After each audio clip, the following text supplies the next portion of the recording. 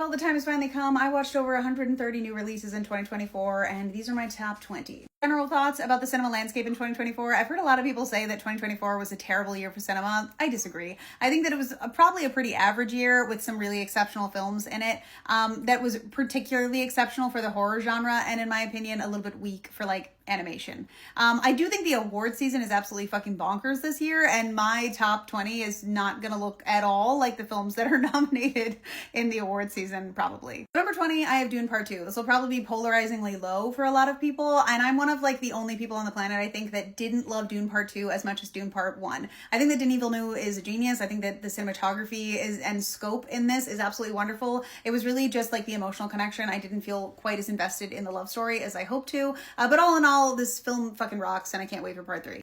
19 is The Brutalist. If you haven't seen this film, it's in theaters right now. Yes, it is 3 hours long. It is exquisite. It is incredibly beautiful. It's incredibly thought-provoking. I really, really loved it, and I highly recommend.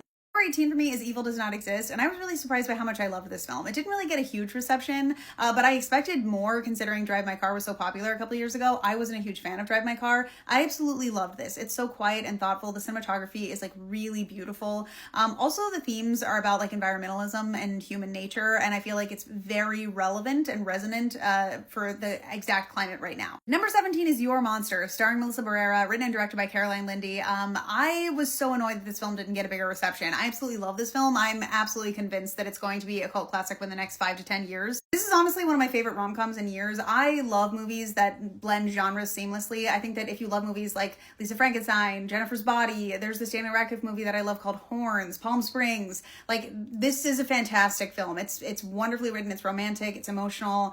It's really strange and violent. I loved it.